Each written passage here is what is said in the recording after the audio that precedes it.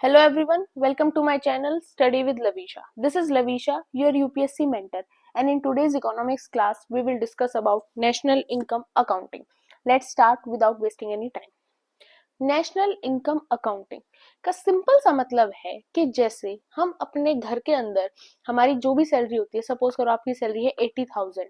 अब आप देखते हो कि 80,000 को आपको कैसे डिस्ट्रीब्यूट करना है। वो सेम काम नेशनल इनकम अकाउंटिंग से होता है कि हमारी जो गवर्नमेंट होती है वो पूरे साल की क्वार्टरली हाफ ईयरली इनकम को काउंट करती है, फिर उसको डिफरेंट डिफरेंट सेक्टर के अंदर उस इनकम को डिवाइड कर देती है। दूसरा, इससे क्या पता चलता है, एक नेशनल इनकम अकाउंटिंग से हमें पता चल जाता है कि हमारी इकोनॉमी का साइज क्या है, हमारे देश की इकोनॉमी कितनी बड़ी है। सभी अलग अलग कंट्रीज के अंदर सेम कॉन्सेप्ट्स होते हैं जिनसे वो अपनी इकोनॉमी को काउंट करते हैं और फिर उसी टाइप से जो रैंकिंग होती है इकोनॉमी वाइज वो निकलती है। जैसे कि हमारा जो यूएसए है वो वर्ल्ड की नंबर 1 इकोनॉमी है। अब कुछ तरीके हैं, कुछ कॉन्सेप्ट्स हैं जिनसे हम नेशनल इनकम को काउंट करते हैं। Let's discuss this. सबसे इंपॉर्टेंट कॉन्सेप्ट आपका होता है जीडीपी। जीडीपी जीडीपी की फुल फॉर्म क्या है? Gross domestic product. Gross domestic product. अब जीडीपी क्या होता है? जीडीपी होती है measurement of value of final goods and services produce with in a geographical boundary regardless of the nationality of the individual of firm. Simple सा मतलब है कि ये आपका इंडिया है। इंडिया का जो एरिया है, इंडिया के एरिया के अंदर जितने भी फाइनल गुड्स और सर्विसेज प्रोड्यूस हो रहे हैं वो आपके जीडीपी में काउंट होंगे। सपोज करो कि आप इंडियन हो लेकिन आप यूएसए के अंदर रहते हो और यूएसए के अंदर ही आपकी सैलरी आती है, यूएसए के लिए आप वर्क करते हो, तो क्या आपकी इनकम इंडिया की जीडीपी में काउंट होगी? नहीं होगी। और सपोज करो कि आप कैनेडियन हो, आपके पास कनाडा की सिटीजनशिप है, लेकिन आप इंडिया में रहते हो और इंडिया के लिए काम करते हो, इंडिया के जोग्राफिकल बाउंड्री के अंदर आप काम कर रहे हो, तो क्या आपकी इनकम जीडीपी के अंदर काउंट होगी? यस, होगी। ये सबसे इंपॉर्टेंट पॉइंट है जो हमें जीडीपी के लिए याद रखना है। एग्जाम्पल सिंपल है, जैसे कार मैन्युफैक्चर हो रही है इंडिया के अंदर, कौन कर रहा है? जापानीज कंपनी कर रही है, लेकिन वो काउंट किसके अंदर होंगी? इंडियन जीडीपी के अंदर होंगी। इतनी सारी हमारी कार कंपनीज है, चाहे आपकी टोयोटा है, चाहे आपकी हुंडई है, सभी कार कंपनीज अगर इंडिया के अंदर कार बना रही है और इंडिया के अंदर उनको सेल आउट कर रही है, तो उनकी जो फाइनल प्रोडक्ट है, फाइनल प्रोडक्ट तो कार खुद है, तो वो चीजें इंडिया की जीडीपी में काउंट होंगी। ये चीज हमें सबसे इंपॉर्टेंट है जो हमें जीडीपी के लिए याद रखनी है, बिकॉज ये एक डिफरेंस क्रिएट करता है कि बाकी कॉन्सेप्ट्स में और जीडीपी के अंदर क्या डिफरेंस है। उसके अलावा एक चीज और हमें याद रखना है कि जीडीपी हमेशा फाइनल गुड्स से काउंट होता है। जीडीपी हमेशा फाइनल गुड्स से काउंट होता है कि फॉर एग्जाम्पल आपने एक बिस्किट को बाय किया, आपने बिस्किट लिया 20 रुपीज का, तो वो बिस्किट की वैल्यू काउंट होगी, लेकिन अब बिस्किट को बनाने के लिए कुछ इंग्रेडिएंट्स भी लगे होंगे। फॉर एग्जाम्पल क्रीम बिस्किट है तो कुछ चॉकलेट्स होंगी, या फिर आटे का बिस्किट है तो आटा लगा होगा। अब उस आटे की भी कोई वैल्यू होती है, वो हम काउंट नहीं करेंगे। अब वो आटा किससे बना था? व्हीट से बना था, वैल्यू तो व्हीट की भी थी। अगर आप व्हीट की, आटा की और बिस्किट की तीनों की वैल्यू काउंट करोगे तो कुछ चीजों का मल्टीप्लाई हो जाएगा, तो वो चीज नहीं होती। जीडीपी में हमेशा हम सिर्फ फाइनल गुड्स की वैल्यू को देखते हैं और जो इंडिया के बाउंड्री के अंदर जो प्रोडक्ट्स और जो सर्विसेज हैं सिर्फ उनको मेजर करते हैं। नेक्स्ट इंपॉर्टेंट कॉन्सेप्ट हमारा होता है जीएनपी। जीएनपी की फुल फॉर्म क्या है? Gross national product. अब जीएनपी के अंदर क्या होता है, इसके अंदर आप दोनों कैलकुलेट करते हो। जीएनपी सिंपल है, एक तो आपने जीडीपी कैलकुलेट किया, उसको एग्जैक्ट रख दो जीएनपी के अंदर, उसके साथ आप प्लस करो जो इनकम इंडिया को अब्रॉड से आ रही है, जो इंडियंस अब्रॉड के अंदर पैसा कमा रहे हैं और वो इंडिया भेज रहे हैं, वो जो वैल्यू है वो भी यहाँ पर काउंट होती है। कि सपोज करो कि आपकी फैमिली इंडिया में है लेकिन आप फॉरेन में जॉब कर रहे हैं, तो आप फैमिली के पास पैसा भेजते हो, तो वो पैसा भी हम जीएनपी के अंदर काउंट करते हैं।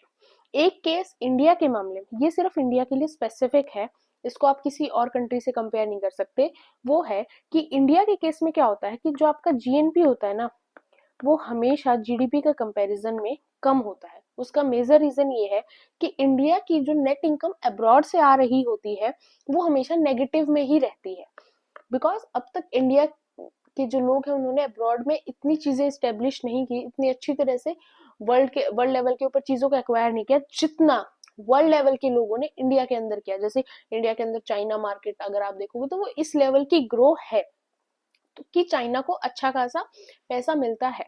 तो वो सेम चीजें इंडिया के केस में नहीं है। अभी तक की सिचुएशन में जीएनपी हमेशा जीडीपी से कम रहता है बिकॉज अब्रॉड से इनकम आई हुई नेगेटिव में जाती है, लेकिन होपफुली मे बी फ्यूचर में सिनेरियो चेंज हो जाए। नेक्स्ट टर्म आपकी आती है एनएनपी। एनएनपी आपका होता है नेट नेशनल प्रोडक्ट। अब नेट नेशनल प्रोडक्ट के अंदर क्या होता है, और एक होता है आपका एनडीपी। एनडीपी होता है आपका नेट डोमेस्टिक प्रोडक्ट। दोनों में सिर्फ एक चीज का डिफरेंस है कि जब आप एनएनपी निकालते हो, जब आप यूज करते हो जीएनपी, जो अभी हमने यहाँ पर निकाला, वही जब आप एनडीपी निकालते हो, जब आप यूज करते हो जीडीपी। सिर्फ इसी चीज का डिफरेंस है। एनएनपी निकालते टाइम आपको जीएनपी में से डेप्रिसिएशन को माइनस करना है तो आपकी नेट नेशनल प्रोडक्ट आ जाएगा, और वही एनडीपी के अंदर आपको जीडीपी में से डेप्रिसिएशन को माइनस करना है तो आपका एनडीपी आ जाएगा। एक चीज और हमें याद रखनी है, नेट नेशनल प्रोडक्ट जो है वो हमेशा जीएनपी से कम होगा। सिंपल सी बात है, कम क्यों होगा, क्यों कुछ लेवल का डेप्रिसिएशन तो मिलेगा। सिंपल सी बात है, डेप्रिसिएशन क्या होता है, डेप्रिसिएशन आपका होता है loss of value of country assessed, of countries assessed. अब कहीं ना कहीं तो लॉस हो ही जाता है। आप इतनी बड़ी इकोनॉमी को संभाल रहे हो तो ऐसा नहीं होता कि कंट्री हर चीज में ही पॉजिटिव में चल रही होती है। कई चीजों का हमें इम्पोर्ट बाहर से कुछ चीजें हमें बहुत ज्यादा मंगानी पड़ जाती है, जैसे पेट्रोलियम हो गया, काफी एग्रीकल्चर रिलेटेड चीजें भी हैं, बाकी भी चीजें हैं, डिफेंस से रिलेटेड मटेरियल भी जो हमें बाहर से बहुत ज्यादा इम्पोर्ट करना पड़ता है, और चीजें होती हैं जिससे कहीं ना कहीं हमारी कंट्री की जो असेस्ट है उसकी वैल्यू कहीं ना कहीं कम हो जाती है। तो इसीलिए कुछ ना कुछ तो डेप्रिसिएशन होगा। अब जीएनपी टोटल जो है उसमें से आप कुछ ना कुछ माइनस कर रहे हो, तो सिंपल सी बात है कि ये स्टेटमेंट आपसे अगर एग्जाम में पूछी जाए तो आपको पता होना चाहिए that NNP is always lesser than GNP. Reason क्या है, बिकॉज जो डेप्रिसिएशन है can never be reduce to zero and will always be positive. कि डेप्रिसिएशन कभी जीरो नहीं आ सकता। It's not possible for anyone कि आप किसी चीज को लॉस करो ही मत। फॉर एग्जाम्पल इफ समवन कहते हैं कि कोई ट्रेडिंग कर रहा है या कोई स्टॉक मार्केट भी कर रहा है, तो वो ऐसा नहीं बोल सकता कि वो 100% आज तक उसने कभी 1 रुपए भी लॉस में नहीं गया होगा। बेशक उनके प्रॉफिट लॉसेस से ज्यादा हो सकते हैं, किसी भी बिजनेस के, किसी भी इंटरप्रेन्योर के, किसी भी कंपनी के प्रॉफिट्स बहुत ज्यादा हो सकते हैं लॉस के कंपैरिजन में, पर ऐसा नहीं हो सकता कि कोई भी कंपनी, कोई भी इंटरप्रेन्योर ये कहे कि नहीं मुझे आज तक 1 रुपए का भी लॉस नहीं हुआ या फिर 1 रुपए की भी असिस्ट मेरी नहीं गई। तो वो सेम चीज एक कंट्री के ऊपर भी लागू होती है। इसलिए डेप्रिसिएशन कभी जीरो नहीं हो सकता, हमेशा पॉजिटिव में होता है। और जब किसी पॉजिटिव चीज को आप जीएनपी की वैल्यू से माइनस करोगे तो ऑब्वियस है कि आपका जो एनएनपी आएगा वो जीएनपी से कम आएगा। सेम एनडीपी हमने देख लिया कि जीडीपी में से आप डेप्रिसिएशन को माइनस करो तो आपका नेट डोमेस्टिक प्रोडक्ट आ जाएगा। सेम एनडीपी कभी जीडीपी से ज्यादा नहीं हो सकता because of same reason depreciation. Next आता है फैक्टर कॉस्ट। अब फैक्टर कॉस्ट क्या होता है कि फॉर एग्जांपल आप मानकर चलो, बिस्किट वाले एग्जांपल को कंटिन्यू करते हैं। आपने लिया बिस्किट, आपको एक बिस्किट का पैकेट मिला 20 रुपीज का, और उसके अंदर आप सपोज करो 5 बिस्किट है। अब आपने तो 20 रुपीज का 5 बिस्किट ले लिया, वो क्या हो गया, वो तो मार्केट प्राइस हो गया ना जिस पर आपने वो चीज खरीदी। आप कोई भी चीज खरीदते हो आप मार्केट प्राइस के ऊपर खरीदते हो, चाहे आप कपड़े, फुटवेयर, कोई भी मेकअप या फिर कोई स्किन केयर, वट एवर, जो भी आपने मार्केट प्राइस पे खरीदा। उस बिस्किट को बनाने की कॉस्ट क्या थी, उस कॉस्ट के अंदर क्या क्या इंक्लूड है। एक तो आप कहोगे हाँ आपने देखा बिस्किट आटे का बिस्किट है, आटे से बना होगा तो वही कॉस्ट है। लेकिन एक चीज मानो कि वो किसी फैक्ट्री के अंदर वो बिस्किट बना होगा, उसकी पैकेजिंग भी हुई होगी, पैकेजिंग के लिए भी मशीन्स लगी होंगी, उन मशीन्स पर जो वर्कर्स हैं उन्होंने काम भी किया होगा। अब वो जो फैक्ट्री है वो किसी लैंड के ऊपर भी इस्टेब्लिश होगी, उस लैंड का रेंट भी हो सकता है, और रेंट नहीं होगा अगर जो सपोज करो जो कंपनी उसकी खुद की जमीन है तो वो प्रॉपर्टी टैक्स दे रहे होंगे जो एक इनडायरेक्ट टैक्स होता है, कुछ ना कुछ तो होगा। फैक्ट्री है, फैक्ट्री के अंदर वर्कर्स काम कर रहे हैं, उनकी वेजेस भी वो कंपनी दे रही होगी, जो भी बिस्किट बनाने वाली कंपनी है। उन्होंने रॉ मटेरियल जो है वो फार्मर से कलेक्ट किया होगा या कहीं और से कलेक्ट किया होगा, तो उन्होंने उनको भी पे किया होगा। मार्केट तक उन बिस्किट को पहुंचाने के लिए ट्रांसपोर्टेशन का खर्चा भी आया। तो एक 20 रुपए के पैकेट के पीछे कितने सारे कॉस्ट है, एड ऑन है, उसके बाद आपको बिस्किट आपको तो इजीली आप मार्केट गए आपको मिल गया। तो वो जो पीछे की कॉस्ट होती है उनको हम कहते हैं फैक्टर कॉस्ट, जिसके अंदर हम ना मार्केट प्राइस को, इनसे एक चीज याद रखनी है, फैक्टर कॉस्ट के अंदर कभी भी मार्केट के लेवल के ऊपर जो प्रॉफिट हुआ किसी भी चीज के ऊपर वो फैक्टर कॉस्ट में कभी काउंट नहीं होता। एक दूसरी चीज, फैक्टर कॉस्ट के अंदर कभी भी जो डायरेक्ट टैक्स है, जो डायरेक्ट टैक्स है, जो आप अगर आज के टाइम पे कोई भी प्रोडक्ट खरीद रहे हो मार्केट से, आपको जब बिल मिलता है उस बिल के ऊपर आपको लिखा होता है ना नीचे जीएसटी, जितने भी रुपए वो लगा, और उसके बाद आपका एड ऑन होकर बिल आता है, वो आपने वो टैक्स पे किया, वो डायरेक्ट टैक्स वो इंक्लूड फैक्टर कॉस्ट के अंदर कभी भी नहीं होता। फैक्टर कॉस्ट वो कॉस्ट होती हैं जो पीछे एक बैकग्राउंड में, जिनके ऊपर हम कभी ध्यान नहीं देते बिकॉज हमारा उनसे इतना मतलब नहीं होता। Simple that cost of the all factors of production used और कंज्यूम्ड इन प्रोड्यूसिंग, कि गुड्स और सर्विसेज को देने के पीछे जो कॉस्ट लगी उसको हम फैक्टर कॉस्ट कहते हैं। सर्विसेज में आप मान सकते हो, फॉर एग्जांपल आपने यूपीएससी का एग्जाम दिया, आप आईएएस बन गए, लेकिन क्या आपके पीछे कॉस्ट नहीं लगी होगी गवर्नमेंट की? बिल्कुल लगी होगी। आपका एग्जाम भी कंडक्ट कराया गया, उसके लिए स्कूल्स को अरेंज किया गया, कैमरास फिटिंग करवाई गई, टीचर्स को हायर किया गया, प्रॉपर मैनेजमेंट की गई, पुलिस सर्विसेज प्रोवाइड की गई, बाकी सर्विसेज प्रोवाइड की गई। फिर आपकी 2 साल लबासना के अंदर ट्रेनिंग भी होती है, वहां पर आपके लिए कुछ चीजें मेंटेन करनी होती हैं। हर चीज के तो पैसे नहीं ले जाते, तो वो कुछ बैक कॉस्ट होती हैं सर्विसेज के पीछे, गुड्स को प्रोड्यूस करने के पीछे, जिनको हम फैक्टर कॉस्ट के अंदर काउंट करते हैं। सिंपल से हम क्या कह सकते हैं, मार्केट प्राइस को माइनस करो किससे, indirect taxes plus subsidies. Subsidies क्या होती हैं आज के टाइम पर, जो हमारी गवर्नमेंट है वो काफी एमएसएमई सेक्टर्स को प्रमोट करती है, डिफरेंट डिफरेंट सेक्टर्स के लिए डिफरेंट डिफरेंट स्कीम्स निकालती है, जिससे एम्प्लॉयमेंट बढ़े, एंटरप्रेन्योरशिप बढ़े और स्टार्टअप ज्यादा से ज्यादा बिल्ड हो। तो उसके लिए कुछ कुछ फील्ड में, अलग अलग फील्ड में अलग अलग बेनिफिट आज के टाइम पे मिलते हैं। तो उन सब्सिडीज को और इनडायरेक्ट टैक्सेस को प्लस करके उन चीजों को मार्केट प्राइस से हटा दोगे, माइनस कर दोगे, तो आपकी क्या आ जाती है, फैक्टर कॉस्ट आ जाती है। उसको अगर और ब्रीफ में देखना है तो आप कह सकते हो market price minus net indirect tax, where net indirect taxes is equal to this, and then finally आपको ये है। एक चीज और याद रखना, फॉर्मूला आपको याद हो ना हो डजेंट मैटर, फॉर्मूला 100% यूपीएससी आपसे नहीं पूछने वाली, क्योंकि उनको आपकी स्टैटिस्टिक्स के अंदर, इकोनॉमिक्स के अंदर डिग्री नहीं चाहिए। वो आपसे सिर्फ कंसेप्ट बेस्ड क्वेश्चन पूछेंगे कि आपको मतलब इस वर्ड का मतलब पता है या नहीं पता है। स्टेटमेंट बेस्ड क्वेश्चन पूछेंगे, करंट अफेयर्स को बेस के साथ, कॉन्सेप्ट के साथ रिलेट कर पूछेंगे। अब मार्केट प्राइस सिंपल सा है, मार्केट प्राइस कोई भी चीज है आप जिस प्राइस पर बाय कर रहे हो मार्केट के अंदर, वो आपका मार्केट प्राइस है, इसके अंदर इससे ज्यादा और कुछ नहीं है। आपने कोई टी शर्ट जारा की 4000 में खरीदी तो वो 4000 उस टी शर्ट का मार्केट प्राइस हो गया।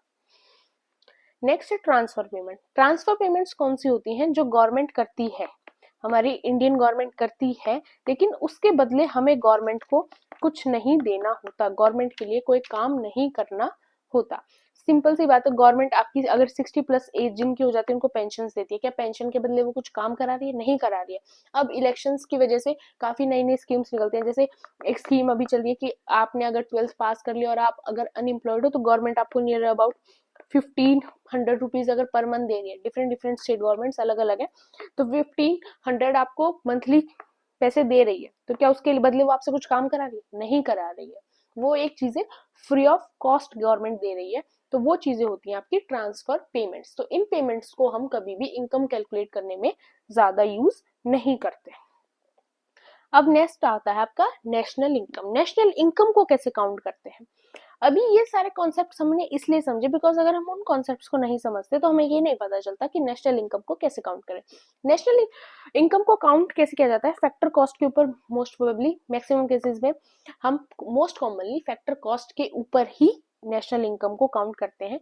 सिंपल सा फॉर्मूला क्या है, NNP eight market price minus indirect taxes plus subsidy. अब हमने इनडायरेक्ट टैक्सेस देख लिया क्या है, हमें सब्सिडीज पता है क्या है, एनएनपी एट मार्केट प्राइस भी हमें पता है बिकॉज हमने नेट नेशनल प्रोडक्ट निकाला था। अब हमने नेट नेशनल प्राइस निकाला, अब हमने इतने कॉन्सेप्ट्स को क्यों देखा, बिकॉज नेट नेशनल प्राइस हमने कैसे निकाला, जीएनपी को प्लस किया अब्रॉड की इनकम से। अगर अब जब ये निकाल रहे थे तो हमें जीएनपी भी पता होना चाहिए, यहाँ पे हमें पहले एनएनपी को समझा, एनएनपी को समझने के लिए हमें जीएनपी पता होना चाहिए, और जीएनपी को हम बिना जीडीपी के नहीं निकाल सकते। तो इस तरह से सभी कॉन्सेप्ट एक दूसरे से इंटर रिलेटेड है। अगर हमें सभी का पता होगा जब भी हम नेशनल इनकम कैसे निकालते हैं वो समझ सकते हैं और नेशनल इनकम निकाल सकते हैं। तो this is all about national income. अब रियल जीडीपी क्या होता है, दो होते हैं, एक होते हैं आपके रियल और एक होता है आपका नॉमिनल जीडीपी। अब डिफरेंस है, एक तो आप देखते हो कि आप सपोज करो आप जॉब कर रहे हो, आप देखते हो कि यस अभी 2024 के अंदर मैंने टोटल 10 लाख रुपीस कमाए, एक तो आपने ये देख लिया, ये हो गया आपका नॉमिनल जीडीपी। अगर आप अपने इंडिविजुअली देखो रियल क्या होगा, रियल जीडीपी क्या होगा कि आप देखो 2023 में मैंने कमाए थे 5 लाख रुपए, अब मैंने 2024 में कमाए हैं 10 लाख रुपीस, मतलब मैंने पिछले साल से इस साल 5 लाख रुपए ज्यादा कमाए। मतलब आप क्या समझोगे कि मेरी एक्चुअल में ग्रोथ हो रही है। और वहीं अगर आप खाली 2024 की देखो कि मैंने 10 लाख रुपीस कमाए, बट फिर आप अपना अगर 2023 का डाटा देखो, उसमें आप देखो जब आपने 12 कमाए थे, मतलब कि आपकी ग्रोथ नहीं हो रही है। और सेम आपने 23 में भी 10 कमाए होते, 24 में भी 10 कमाए होते, तो आप क्या समझते कि यस आपकी तो ग्रोथ जब भी नहीं हो रही, चीजें न्यूट्रल है। और जिसमें अगर आप इन्फ्लेशन की बात करो या फिर आप महंगा इन्फ्लेशन या फिर महंगाई की बात करो, तो उसमें क्या देखोगे, महंगाई बढ़ रही है, इन्फ्लेशन बढ़ रहा है, लेकिन आपकी ग्रोथ स्टेबल है, आप ग्रो नहीं कर रहे हो, तो वो एक कंसर्न होता है।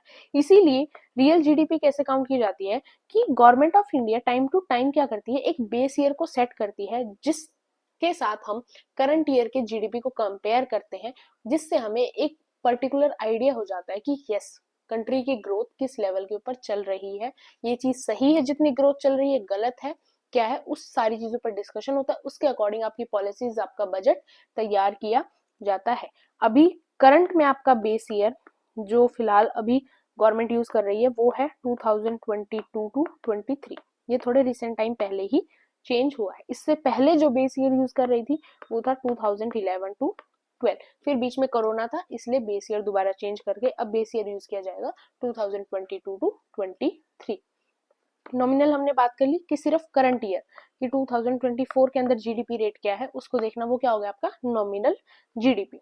अब हम बात करते हैं कि मेजरमेंट कौन करता है नेशनल इनकम की, नेशनल स्टैटिस्टिकल ऑफिस। वो तीन मेथड्स को यूज करता है नेशनल इनकम को बेसिकली काउंट करने के लिए। एक आपका होता है वैल्यू एडेड मेथड, एक होता है इनकम मेथड, एक होता है expenditure method. I repeat once again, आपको इनके फॉर्मूलाज याद नहीं करने हैं, सिर्फ आपको एक अंडरस्टैंडिंग की जरूरत है कि इकोनॉमिक्स के अंदर, हमारी इकोनॉमी के अंदर इस तरह से चीजों को प्रोसीड किया जाता है। That is more than enough, because economics में आपके कंसेप्ट को सिर्फ रिलेट किया जाता है, उससे ज्यादा आपसे कोई भी डेप्थ कोई भी फॉर्मूला नहीं पूछा जाने वाला। पहले बात करते हैं वैल्यू एडेड मेथड की। वैल्यू एडेड मेथड के अंदर ये होता है कि जीडीपी को हम मार्केट प्राइस के ऊपर कैलकुलेट करते हैं, जिसके अंदर हम जितनी आउटपुट्स आई डिफरेंट डिफरेंट स्टेजेस के ऊपर सबको काउंट कर कर, सप्लाई साइड के से सबको काउंट करके कुछ चीजों में से माइनस कर देते हैं, वो हमारी आ जाती है वैल्यू एडेड मेथड। कि सपोज करो आपने सेल्स को ऐड कर दिया, उसमें से आपने टोटल सेल्स कौन सी होगी, जो मार्केट प्राइस के ऊपर चीजें बिकी उन सबको ऐड किया, उसमें से अब घटाया क्या, वैल्यू घटाई किन की, इंटरमीडिएट गुड्स की। अब ये क्यों घटानी है, ताकि चीजें डुप्लीकेट ना हो जाए। बिकॉज अगर आप एक चीज के आपने व्हीट का प्राइस भी ऐड किया फिर आटे का भी ऐड किया, मतलब अब व्हीट से ही तो आटा बना था, तो मतलब चीजें डुप्लीकेट हो गई, प्राइस एक सेम चीज का दो बार ऐड ऑन हो गया। तो वो चीज ना हो इसलिए हम क्या करते हैं, जो मार्केट प्राइस से चीजें बिकी हैं उनमें से वैल्यू ऑफ इंटरमीडिएट गुड्स की हम माइनस कर देते हैं। फिर हम क्या माइनस करते हैं, फिर हम माइनस करते हैं इनडायरेक्ट टैक्सेस को, बिकॉज अल्टीमेटली उनसे भी हमें फायदा नहीं है, वो हमें पे करने पड़े। फिर साथ में एक लास्ट हम माइनस कर देंगे डेप्रिसिएशन को। तो वैल्यू एडेड मेथड से हमारी नेशनल इनकम आ जाएगी। अब वैल्यू एडेड मेथड के अंदर हम क्या क्या यूज करते हैं प्रोडक्शन के अंदर, जो चीजें मार्केट के अंदर सोल्ड हुई उनको सबको यूज करते हैं, जो फ्री ऑफ कॉस्ट मिली इनको यूज नहीं करते हैं। फॉर एग्जाम्पल, अब आप मार्केट गए हो, आपको कहीं पर एक वाटर की टैप मिली लगी हुई, आपने वहां से पानी पिया, वो गवर्नमेंट सर्विस थी, आपको उसके चार्ज नहीं देने पड़े। ऐसी कई चीजें होती हैं जो हमें फ्री ऑफ कॉस्ट मिल जाती है। फॉर एग्जाम्पल, आप सब्जी वाले के पास गए, आपने अगर 4 सब्जियों के पैसे दिए, तो वही उन 4 सब्जियों की ही वैल्यू काउंट होगी। आपने फ्री में 2 मिर्चियां ले ली, तो आप उन 2 मिर्ची की वैल्यू काउंट नहीं करोगे, बिकॉज उनके लिए आपने पे नहीं किया। और कुछ services produce by the agents, जो एजेंट्स जुड़े होते हैं सभी प्रोडक्शन के अंदर, क्योंकि आप ट्रांसपोर्टेशन है, अब ट्रक को चलाने के लिए भी कोई ना कोई इसके अंदर होगा ना। इस टाइप से काफी एजेंट्स होते हैं जो हमारे प्रोडक्शन के अंदर जुड़े हुए होते हैं, वो सारी चीजें भी हम काउंट करते हैं। काउंट क्या नहीं करते, एक तो हम सेकंड हैंड आइटम्स को काउंट नहीं करते। फॉर एग्जाम्पल, आपने आज कार ली, आप सपोज करो आपने होंडा की कोई कार ली, आपने शोरूम से वो पिक की, उस टाइम पर आपने उसके टैक्सेस भी पे किए होंगे, जो भी उसका ऑन रोड प्राइस होगा सब कुछ पे किया होगा, सारी फॉर्मेलिटीज कंप्लीट की होंगी, वो चीज आपके जीडीपी के अंदर भी काउंट होगी, नेशनल इनकम के अंदर भी काउंट होगी। बट सपोज करो आपने उस कार को 2 साल यूज किया, फिर आप किसी सेकंड पार्टी को उसको बेच देते हो, तो उस टाइम पर क्या उस कार की वैल्यू काउंट होगी नेशनल इनकम के अंदर? नहीं होगी, बिकॉज आपने, वो एक सेकेंड हैंड आइटम हो गया, वो चीज की वैल्यू एक बार गवर्नमेंट ने काउंट कर ली थी, तो दोबारा दोबारा उस गाड़ी को चाहे कोई 5 बार बेचे, उसकी वैल्यू काउंट नहीं होगी। इलीगल एक्टिविटीज की वैल्यू काउंट नहीं होती, बिकॉज इलीगल एक्टिविटीज का मतलब ही क्या होता है कि आप गवर्नमेंट से छुपकर कोई चीज कर रहे हो, जो हमारी ब्लैक मनी होती है बेसिकली।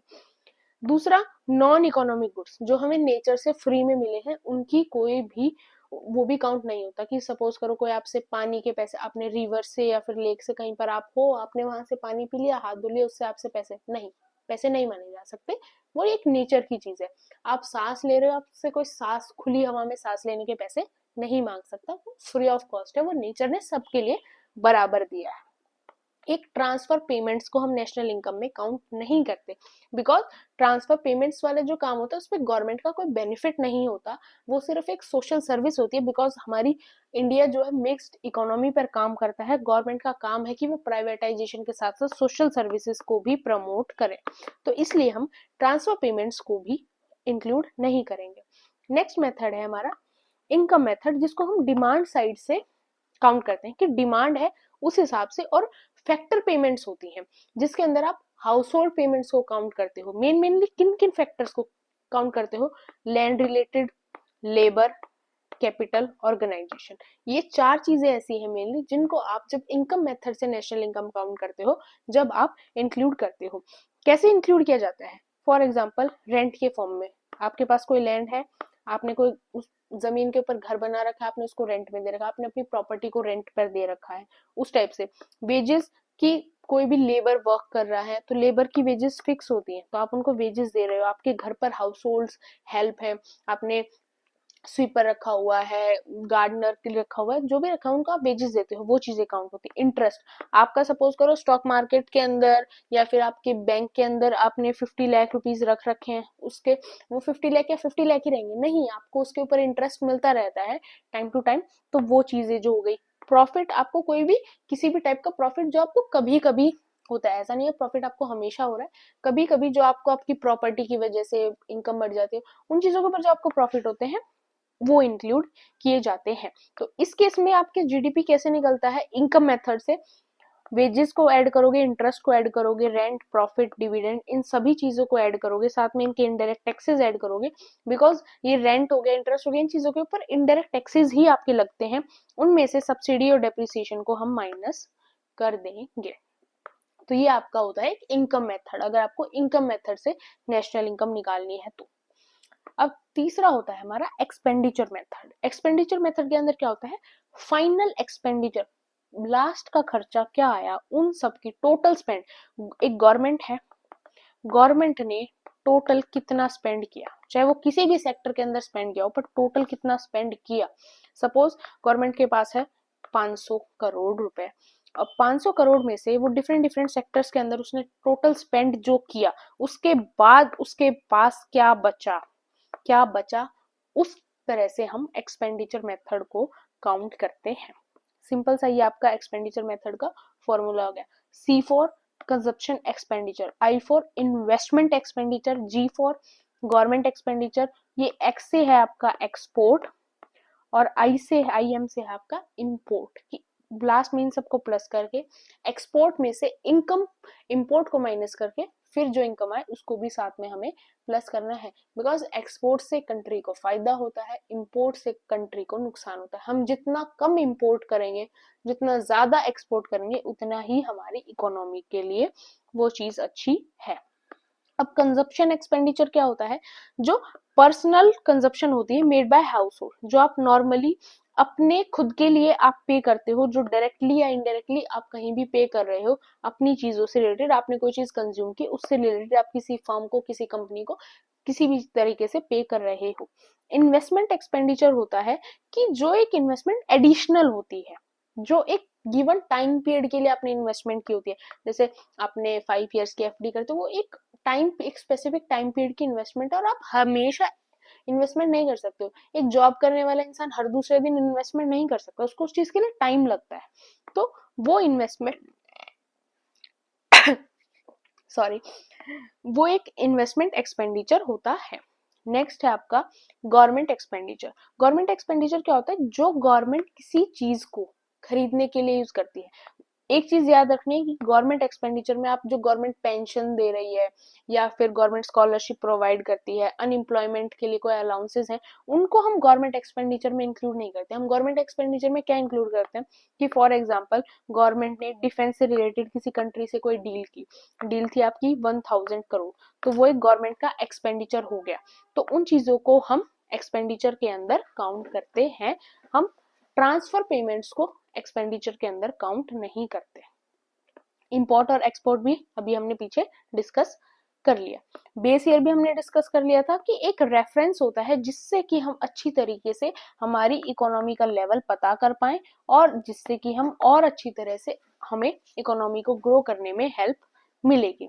जीडीपी डिफ्लेटर क्या होता है कि आपने देखो नॉमिनल जीडीपी निकाल ली और रियल जीडीपी निकाल ली, दोनों का रेशो रखो, नॉमिनल को ऊपर रखो, रियल को नीचे रखो, मल्टीप्लाई कर दो उसको 100 से, उससे क्या आ जाएगा? जीडीपी डिफ्लेटर आ जाएगा। हमें ये पता चल जाएगा कि हमारी जो इकोनॉमी है वो कितनी फ्लक्चुएट कर रही है और पॉजिटिव सेंस में कर रही है या नेगेटिव में कर रही है। जैसे कोरोना के टाइम पर नेगेटिव था, वैसे ही अब दोबारा से पॉजिटिव आपको मिलेगा। उससे हमें एक लेवल का आइडिया हमारी इकोनॉमी के लिए मिल जाता है। अगर हमसे पूछे नेशनल इनकम को कौन कौन से फैक्टर्स इफेक्ट करते हैं, तो वो होता है पॉलिटिकल स्टेबिलिटी, गवर्नमेंट का बनना ना बनना, बार बार इंस्टेबिलिटी आना, वो चीजें भी इफेक्ट करती हैं। गवर्नमेंट की पॉलिसीज भी इफेक्ट करती हैं, टेक्नोलॉजी भी इफेक्ट करती है, labour, entrepreneur, capital, land, natural resource, सारी चीजें जो हैं हमारी कंट्री के अंदर, जो मेन इनकम है, इनकम सोर्स एक कंट्री के अंदर होते हैं, वो सभी के अंदर अगर कोई भी चेंजेस आएंगे तो वो आपके नेशनल इनकम को जरूर इफेक्ट करेगा। ह्यूमन डेवलपमेंट इंडेक्स, इस इंडेक्स के बारे में आपको इतना पता होना चाहिए, यूएनडीपी जो है वो इसको पब्लिश करती है, 1990 से पब्लिश करती आ रही है, हर साल ये इंडेक्स पब्लिश होता है।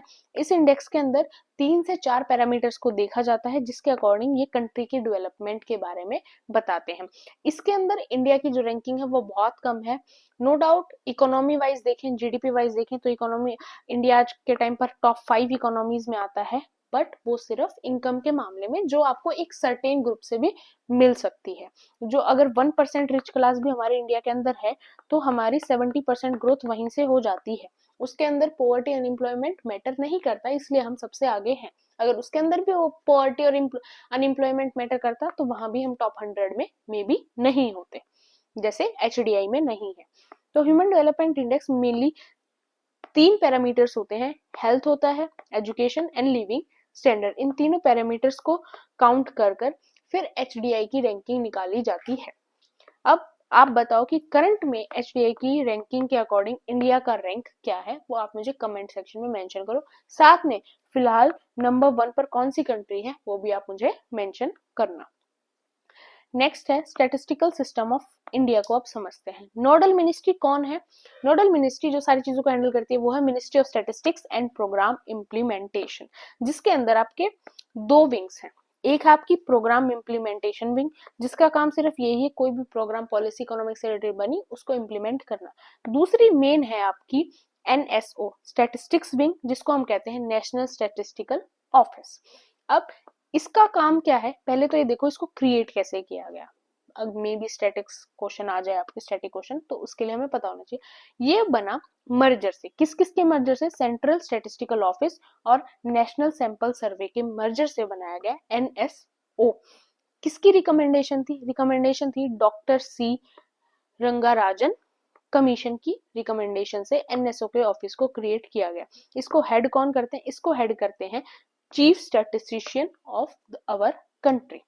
अब वही काम क्या है? सिंपल वही काम है, इंटरनेशनल स्टैटिस्टिकल ऑर्गेनाइजेशंस के साथ अच्छे लाइसेंस को बनाना, रिकॉर्ड्स को मेंटेन करना, स्टैटिस्टिक्स के फील्ड में चीजों को और अच्छा करना, नेशनल अकाउंट्स बनाना, हमारी कंट्री के एनुअल एस्टिमेट को पब्लिश करना, कुछ इंपॉर्टेंट इंडेक्स भी पब्लिश किए जाते हैं, जैसे इंडेक्स हो गया आपका इंडस्ट्रियल प्रोडक्शन इंडेक्स हो गया, annual survey of industry index हो गया। ये कुछ इंडेक्स हैं जो NSO पब्लिश करता है।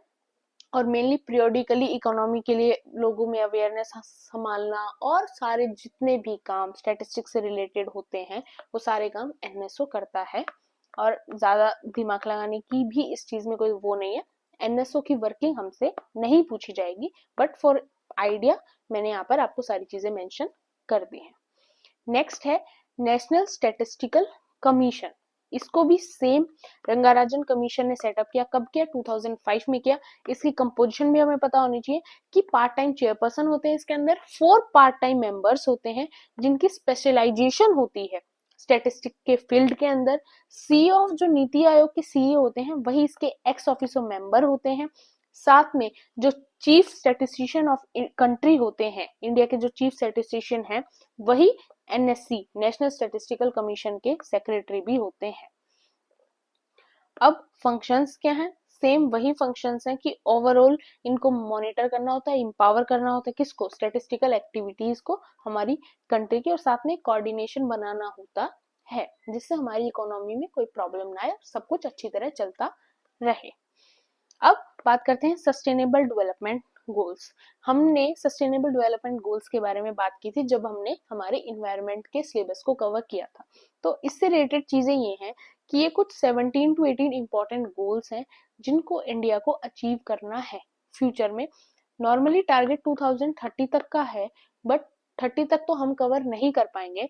और UN की जो चीजें होती हैं सस्टेनेबल डेवलपमेंट से रिलेटेड, इन्वायरमेंट गोल से रिलेटेड, उनमें एक चीज मेंशन होती है कि अगर उन्होंने टारगेट 30 तक का दिया है तो जो डेवलप्ड कंट्रीज होती हैं उनके लिए मैंडेटरी होता है उस टारगेट को जब तक करने के लिए, नहीं तो वो एक ब्रीच ऑफ कॉन्ट्रैक्ट की तरह देखा जाएगा, बिकॉज उन्होंने उस चीज के ऊपर साइन किया होता है। वहीं जो डेवलपिंग कंट्रीज होती हैं उनके ऊपर इतना प्रेशर उस चीज के ऊपर नहीं होता। और जो लीस्ट डेवलप कंट्रीज हैं, जो आपकी कुछ अफ्रीकन कंट्री हैं, कुछ एशियन कंट्रीज हैं, उनके ऊपर तो कोई भी प्रेशर नहीं होता। अब 70th सेशन हुआ था यूनाइटेड नेशन जनरल असेंबली का 2015 के अंदर, जिसके अंदर एक डॉक्यूमेंट थी जिसका टाइटल था transforming our world, the 2030 agenda for sustainable development was adopted, जिसके अंदर कुछ गोल्स थे, जिसके अंदर नियर अबाउट 169 टारगेट्स थे जिनको कंट्रीज को फुलफिल करना है टू मेंटेन अवर एनवायरमेंट। अब प्राइम रिस्पॉन्सिबिलिटी अगर इंडिया के अंदर बात करें तो जो आपका स्टैटिस्टिकल डिपार्टमेंट है वो भी, और साथ में नीति आयोग भी, और गवर्नमेंट के कॉर्पोरेशन भी, इन सारी चीजों से मिलकर अभी हमारा इंडिया कोशिश कर रहा है कि वो इन गोल्स को अचीव कर पाए। एंड होपफुली 30 तक तो हम नहीं कर सकते, वो तो थोड़ा इम्पॉसिबल सा है, लेकिन होपफुली कि हम जल्दी से जल्दी उन गोल्स को अचीव कर पाए। This is all about this class. Hope आपको लेक्चर अच्छा लगा हो। कोई भी डाउट हो, कोई भी प्रॉब्लम हो, do mention in the comment section. जो इंपॉर्टेंट चीजें होंगी, मटेरियल होगा, वो मैं टेलीग्राम चैनल के ऊपर शेयर कर दूंगी, लिंक उसका आपको डिस्क्रिप्शन के अंदर मिल जाएगा। And don't forget to subscribe my channel, like and share my video.